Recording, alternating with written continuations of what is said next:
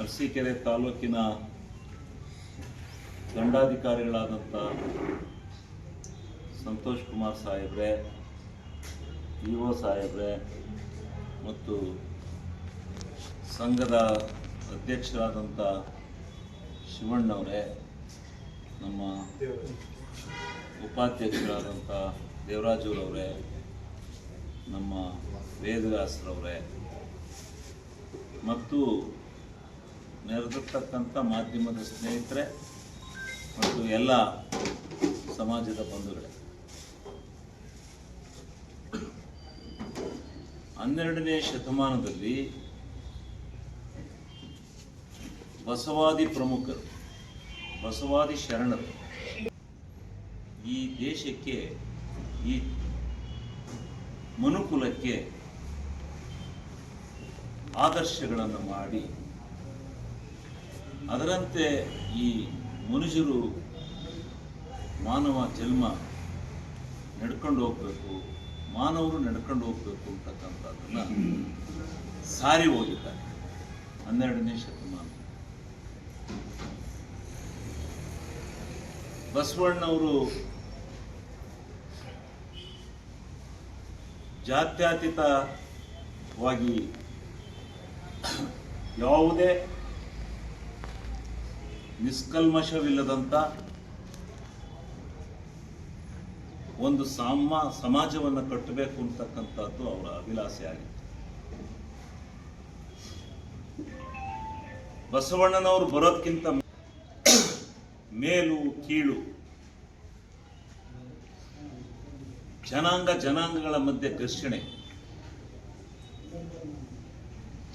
ಸಾಮರಸ್ಯ ಇವ್ಯಾವೂ ಇರಲಿಲ್ಲ. ಬಹಳ ಘರ್ಷಣೆಗಳಿವೆ. ಜಾತಿಯ ವ್ಯವಸ್ಥೆಯಲ್ಲಿ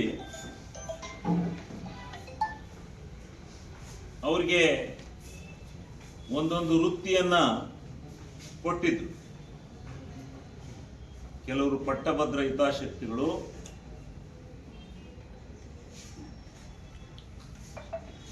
ಈ ಶತಮಾನದಲ್ಲಿ ಬಂದಂಥ ಕಾಲದಲ್ಲಿ ನೀನು ಇಂತಿಂಥ ವೃತ್ತಿಯನ್ನೇ ಮಾಡಬೇಕು, ನೀನು ಬೇರೆ ವೃತ್ತಿ ಮಾಡಂಗಿಲ್ಲ ಅಂತಕ್ಕಂಥ ಸಿದ್ಧಾಂತವನ್ನ ಮಾಡಿದ್ರು. ಆದರೆ ಬಸವಣ್ಣನವರು ಬಂದ ಮೇಲೆ, ಬಸವಣ್ಣನವರ ಕಾಲ ಬಂದ ಮೇಲೆ ಅವರು ಇದನ್ನೆಲ್ಲ ತೆಗೆದಾಕಿ ನಾವೆಲ್ಲ ಮಾನವರು ಅಂದರೆ ಸರ್ವ ಸಮಾನರು, ಎಲ್ಲರ ಮೈಲು ಹರಿಯತಕ್ಕಂಥದ್ದು ಒಂದೇ ರಕ್ತ, ಈ ಜಾತೀಯತೆ, ಜಾತಿ ನಿಂದನೆ ಇವೆಲ್ಲ ಹೋಗಬೇಕು, ಸಹಬಾಳ್ವೆ ಅಂತಕ್ಕಂಥದ್ದು ಬರಬೇಕು ಅಂತಕ್ಕಂಥದ್ದು ಬಸವಣ್ಣನವರ ಸಿದ್ಧಾಂತ. ಆ ಸಿದ್ಧಾಂತದಡಿನಲ್ಲಿ ಅವರು ಒಂದು ಅನುಭವ ಮಂಟಪವನ್ನು ಕಟ್ತಾರೆ. ಅನುಭವ ಮಂಟಪ ಕೆಲವು ವ್ಯಕ್ತಿಗಳ ಸಾಮ್ರಾಜ್ಯ ಆಗಿರುತ್ತೆ. ಅನುಭವ ಮಂಟಪ ಅಂದರೆ ರಾಜ ಮಹಾರಾಜರ ಸಾಮ್ರಾಜ್ಯ ಆಗಿರುತ್ತೆ. ಅದನ್ನು ತೊರೆದು ಅನುಭವ ಮಂಟಪವನ್ನು ಕಟ್ಟಿ, ಅನುಭವ ಮಂಟಪಕ್ಕೆ ಪ್ರತಿಯೊಂದು ಜನಾಂಗದವರನ್ನು, ಯಾವ್ಯಾವ ಮನುಷ್ಯರು ಯಾವ್ಯಾವ ಜನಾಂಗದವರಿದ್ದಾರೆ ಅವ್ರನ್ನೆಲ್ಲ ಅನುಭವ ಮಂಟಪಕ್ಕೆ ಸೇರಿಸಿರ್ತಾರೆ.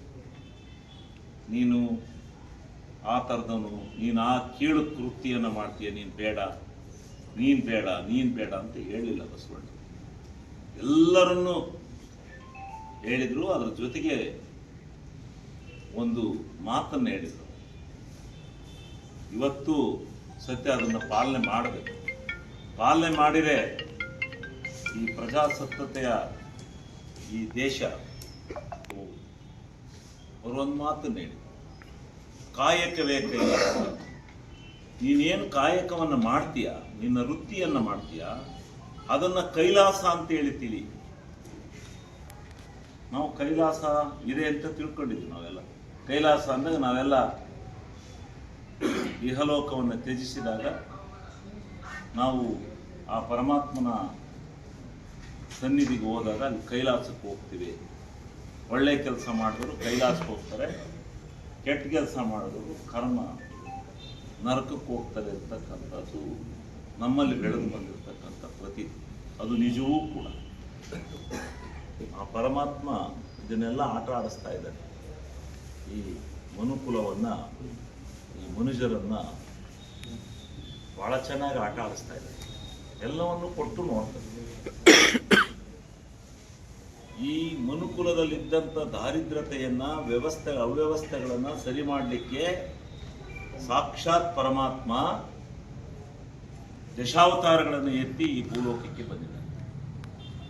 ಭೂಲೋಕಕ್ಕೆ ಬಂದು ಆ ಅವತಾರಗಳಲ್ಲಿ ಒಂದೊಂದು ಸಿದ್ಧಾಂತವನ್ನು ಈ ಮನುಕುಲಕ್ಕೆ ಹೇಳಿ ತಿದ್ದಿ ಆ ಪರಮಾತ್ಮ ಹೋದರೂ ಕೂಡ ಇನ್ನೂ ನಾವೇನು ಬುದ್ಧಿ ಕಲ್ತಿಲ್ಲ.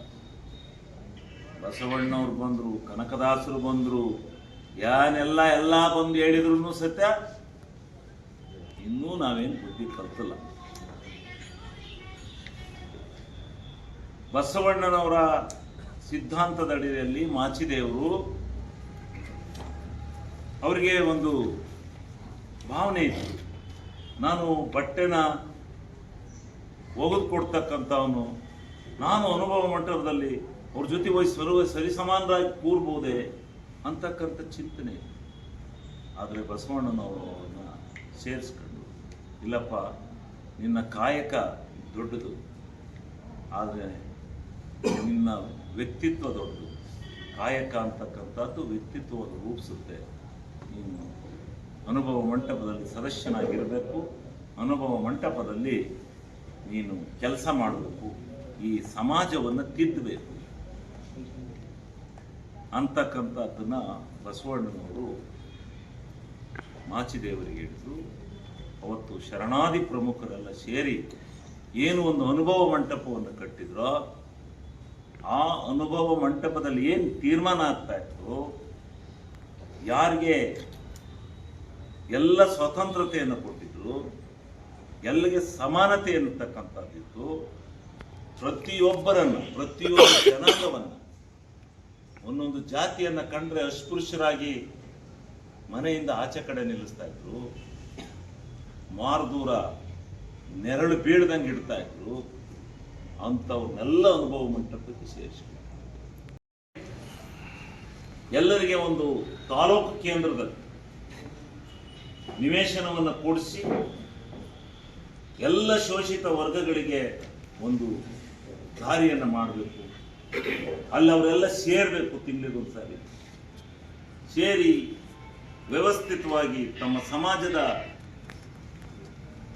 ಉನ್ನತಿಗೋಸ್ಕರ ಪ್ರಾಮಾಣಿಕ ಪ್ರಯತ್ನವನ್ನು ಮಾಡಿ ಜನಪ್ರತಿನಿಧಿಗಳ ಜೊತೆಯಲ್ಲಿ ಸಂಪರ್ಕವನ್ನು ಇಟ್ಟುಕೊಂಡು ಆರ್ಥಿಕವಾಗಿ ಎಲ್ಲ ರೀತಿಯಿಂದ ಆ ಸಮಾಜವನ್ನು ಮೇಲೆ ಕೆತ್ತಕ್ಕಂಥ ಕೆಲಸ ಆಗಬೇಕು ಅಂತಕ್ಕಂಥದ್ದು ನನ್ನ ಅಭಿಲಾಷೆ. ಅದಕ್ಕೋಸ್ಕರ ನಿಮಗೂ ಸತ್ಯ ಒಂದು ಮುಖ್ಯ ಹಾಸನದ ಮುಖ್ಯ ರಸ್ತೆಯಲ್ಲಿ ಒಂದು ನಿವೇಶನವನ್ನು ಕೊಡಿಸಿದ್ದೇವೆ, ದುಡ್ಡನ್ನು ಹಾಕಿದ್ದೇವೆ. 25 ಲಕ್ಷ ರೂಪಾಯಿಗಳ ದುಡ್ಡನ್ನು ಮೊದಲನೇ ಕಂತಾಗಿ ಕೊಟ್ಟಿದ್ದೇವೆ. ಅಷ್ಟೇ ಕೋಟಿ ಆಗ್ಬೋದು, ಅದು ವಿಷಯ ಅಲ್ಲ. ನಿವೇಶನ ನಾನೇ ನನ್ನ ಸ್ವಂತ ದುಡ್ಡಲ್ಲಿ ಅದೇ ಆಗಿ ನಾನು ಅಲ್ಲೊಂದು 3 ಎಕರೆ ತಗೊಂಡು ಎಲ್ಲ ಸಮಾಜಕ್ಕೂ ಹಂಚಿದ್ದೆ. ಎಲ್ಲ ಸಮಾಜ, ಯಾವ ಶೋಷಿತ ವರ್ಗದವರು ನಮಗೆ ಅರಸೀಕೆರೆ ನಗರದಲ್ಲಿ ಕೇಂದ್ರದಲ್ಲಿ ನಮಗೆ ನಿವೇಶನ ಇಲ್ಲ, ಭವನಗಳಿಲ್ಲ, ನಾವು ಕೂತು ಚರ್ಚೆ ಮಾಡೋಕ್ಕಾಗ್ತಲ್ಲ ಅಂತ ಹೇಳ್ತಾರೆ, ಅವರಿಗೆಲ್ಲ ಎಲ್ಲ ಸಮಾಜ, ಅದು 10,000 ಜನಸಂಖ್ಯೆ ಇರ್ಬೋದು, ನಾನು ಲೆಕ್ಕ ಹಾಕತ್ತಿದ್ದಾರೆ ಜನಸಂಖ್ಯೆ ಎಷ್ಟಿದ್ದಾರೆ, ಓಟ್ ಎಷ್ಟಿದ್ದಾರೆ ಅಂತ ನಾನು ಲೆಕ್ಕ ಹಾಕತ್ತಿದ್ದಾರೆ. ಯಾವ್ಯಾವ ಸಮಾಜಗಳು ಶೋಷಿತರಾಗಿ ನಾವು ಮುಂದೆ ಬರ್ತೀವಿ ಅಂತ ಹೇಳ್ತಾರೆ, ಅವ್ರಿಗೆಲ್ಲ ಇದನ್ನು ಮಾಡಿಕೊಡ್ತಕ್ಕಂಥ ಕೆಲಸವನ್ನು ಮಾಡ್ಕೊಂಡು ಬಂದಿದ್ದೇನೆ. ಇವ್ರಿಗೂ ಭಾಳ ದಿವಸದಿಂದ ಆಗಬೇಕಾಯ್ತು. ಅವನೇನೋ ಒಳ್ಳಕ್ಕೆ ಸ್ಟೇ ತಂದ ಅಂತ ಕಾಣುತ್ತೆ, ಒಳ್ಳತ್ತ ಸಿಗ್ಬೇಕಾಯ್ತು, ಇಲ್ಲ ನೀವು ಅಲ್ಲಿ ಹೋಗ್ಬೇಕಾಯ್ತು. ಅವನು ಸ್ಟೇ ತಂದು ಒಳ್ಳೆದಾಯಿತು, ಒಳ್ಳೆ ರಾಜಬೀದಿ ಬಂದ್ರಿ. ಅದನ್ನು ಇಟ್ಕೊಳ್ಳೋಂಥದ್ದು, ಅದನ್ನು ಅತಿ ಶೀಘ್ರದಲ್ಲಿ, ನಮಗೆ ಇನ್ನೂ 3 ವರ್ಷ ಅವಧಿ ಇದೆ, ಅಷ್ಟರೊಳಗೆ ಕಟ್ಟಿಗೆಬೇಕು. ಅಷ್ಟರೊಳಗೆ ಕಟ್ಟಿಕೊಂಡು ಆ ಭವನವನ್ನು ಪ್ರಾರಂಭ ಮಾಡಿಕೊಳ್ಳುವಂಥ ಕೆಲಸವನ್ನು ಮಾಡಿ, ಆ ರೀತಿ ಅದು ಶಾಶ್ವತವಾದ ಸಮಾಜದ ಒಂದು ಏಳಿಗೆಗೆ ಅಲ್ಲಿ ಕೂತು ಸಮಾಜದವರನ್ನು ಕರೆಸಿ, ನೀವೆಲ್ಲ ಪ್ರಮುಖರು ಮುಖಂಡರುಗಳು ನಿಮ್ಮ ಸ್ವಾರ್ಥತೆಗೋಸ್ಕರ ಹೋಗಬೇಡಿ. ಹಿಂದೆ ನಮ್ಮ ರಾಮಚಂದ್ರಪ್ಪನವರು ಇದ್ದರು, ಅವರು ಸಮಾಜದ ಬಗ್ಗೆ ಗೌರವ ಇಟ್ಕೊಂಡು ಮಾಡೋದು. ಆ ರೀತಿ ನೀವೆಲ್ಲ ಈಗಲೂ ನೀವೆಲ್ಲ ಯುವಕರು, ಭಾಳ ಜನ ಯುವಕರು ಇದ್ದೀರಿ, ನಾನು ನೋಡಿದ್ದೀನಿ. ನಿಮಗೆಲ್ಲ ಬದ್ಧತೆ ಇದೆ, ಗೌರವ ಇದೆ, ನೀವೆಲ್ಲ ಸೇರಿ ಮಾಡಿಕೊಡಿ. ಸಮಾಜದಿಂದ ಬರಬೇಕಾಗಿರ್ತಕ್ಕಂಥ ಏನೇನು ಆರ್ಥಿಕವಾದಂಥ ಬೆಳವಣಿಗೆಯನ್ನು ಈ ಸಮಾಜನ ಮುಂದೆ ತರಲಿಕ್ಕೆ ಪ್ರಾಮಾಣಿಕವಾದಂಥ ಕೆಲಸವನ್ನು ಮಾಡ್ತೀವಿ. ನಮ್ಮ ಅರಸೀಕೆರೆ ತಾಲೂಕಿನ ನಮ್ಮ ಒಂದು ಮಡಿವಾಳ ಮಾಚಿದೇವ ಒಂದು ಜನಾಂಗಕ್ಕೆ 9 ಗುಂಟೆ ಜಾಗವನ್ನು ಕೊಟ್ಟು, ಈ ಒಂದು ನಮ್ಮ ಸಮಾಜಕ್ಕೂ ಕೂಡ ಎಲ್ಲ ಸಮಾಜದ ಒಂದು ಮುಂದುವರೆದಂಥ ಸಮಾಜಗಳ ಜೊತೆಯಲ್ಲಿ ತೀರಾ ಹಿಂದುಳಿದಿರ್ತಕ್ಕಂಥ ಎಲ್ಲ ಸಮಾಜಗಳು ಹೆಜ್ಜೆಯನ್ನು ಇಡಲಿ ಅಂತಕ್ಕಂಥ ಒಂದು ಆಶಯದ ಮೇರೆಗೆ ಒಂದು ನಮ್ಮ ಸಮಾಜಕ್ಕೂ ಕೂಡ 75 ಲಕ್ಷ ಅನುದಾನವನ್ನು ಕೊಟ್ಟು, ಇನ್ನು ಕೆಲವೇ ದಿನಗಳಲ್ಲಿ ಅದಕ್ಕೆ ಒಂದು ದಿನಾಂಕವನ್ನು ಕೊಟ್ಟು, ನಮ್ಮ ಸಮಾಜದ ಗುರುಗಳಾದಂಥ ಬಸವರಾಜೇಂದ್ರ ಸ್ವಾಮಿಯವರನ್ನು ಕರೆಸಿ ಒಂದು ಬೃಹತ್ತಾದ ಒಂದು ಅದ್ದೂರಿಗಾದ ಕಾರ್ಯಕ್ರಮವನ್ನು ಮಾಡಬೇಕು ಅಂತಕ್ಕಂಥ ಒಂದು ಯೋಜನೆಯನ್ನು ಇಟ್ಕೊಂಡು, ಆದ್ದರಿಂದ ಇವತ್ತು ಒಂದು ಸರಳವಾಗಿ ಒಂದು ಕಾರ್ಯಕ್ರಮವನ್ನು ನೆರವೇರಿಸಿದ್ದೀವಿ. ಇಂತಹ ಒಂದು ನಮ್ಮ ಸಮಾಜದ ಅಭಿವೃದ್ಧಿಗೆ ಹಾಗೂ ನಮ್ಮ ಸಮಾಜಕ್ಕೆ ಹೆಚ್ಚಿನದಾಗಿ ಒಲವನ್ನು ಹೊಂದದೇ ಇರತಕ್ಕಂಥ ನಮ್ಮ ಶಾಸಕರ ಒಂದು ಅಭಿಲಾಷೆಗೆ ನಾವೆಲ್ಲರೂ ಕೂಡ ಒಗ್ಗಟ್ಟು ಮುಂದಿನ ದಿನಗಳಲ್ಲಿ ಅವರ ಕೈನ ಬಲಪಡಿಸ್ತಕ್ಕಂಥ ನಿಟ್ಟಿನಲ್ಲಿ ನಾವು ಒಂದು ದಿಟ್ಟವಾದ ಹೆಜ್ಜೆಯನ್ನು ಇಟ್ಟು ಈ ಒಂದು ಕಾರ್ಯಕ್ರಮದಲ್ಲಿ ಭಾಗಿಯಾಗಿ ಮಾತಾಡೋಕ್ಕೆ ಅವಕಾಶ